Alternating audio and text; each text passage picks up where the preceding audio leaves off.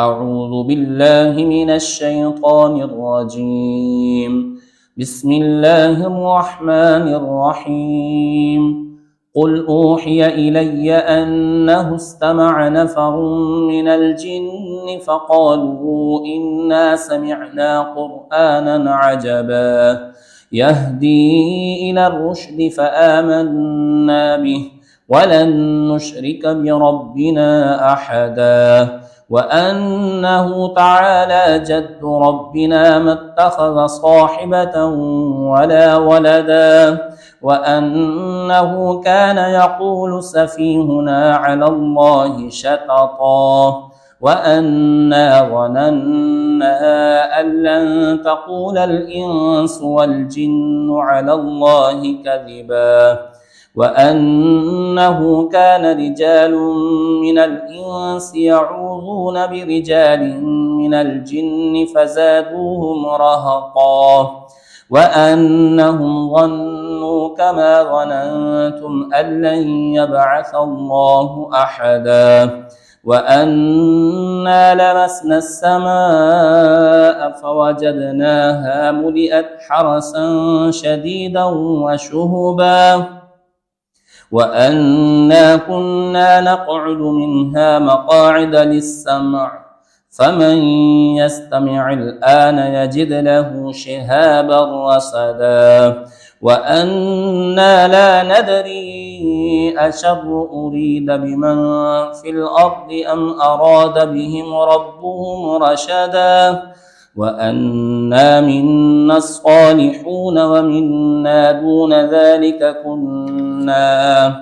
كنا طرائق قددا وأنا ظننا أن لن نعجز الله في الأرض ولن نعجزه هربا وأنا لما سمعنا الهدى آمنا به فمن يؤمن بربه فلا يخاف بخسا ولا رهقا وأنا منا المسلمون ومنا القاسطون فمن أسلم فأولئك تحروا رشدا وأما القاسطون فكانوا لجهنم حطبا وأن لم استقاموا على الطريقة لأسقيناهم ماء غدقا لنفتنهم فيه ومن يعرض عن ذكر ربه يسلكه عذابا صعدا وأن المساجد لله فلا تدعوا مع الله أحدا وأنه لما قام عبد الله يدعوه كادوا يكونون عليه لبدا قل إنما أدعو ربي ولا أشرك به أحدا قل إني لا أملك لكم ضرا ولا رشدا قل إني لن يجيرني من الله أحد ولن أجد من دونه ملتحدا إلا بلاغا من الله ورسالاته ومن يعص الله ورسوله فإن له نار جهنم خالدين فيها أبدا حتى إذا رأوا ما يوعدون فسيعلمون من أضعف ناصرا وأقل عددا قل إن أدري أقريب ما توعدون أم يجعل له ربي أمدا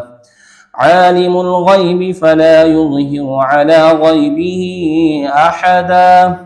إلا من ارتضى من رسول فإنه يسلك من بين يديه ومن خلفه رصدا ليعلم أن قد أبلغوا رسالات ربهم وأحاط بما لديهم وأحصى كل شيء عددا صدق الله العظيم.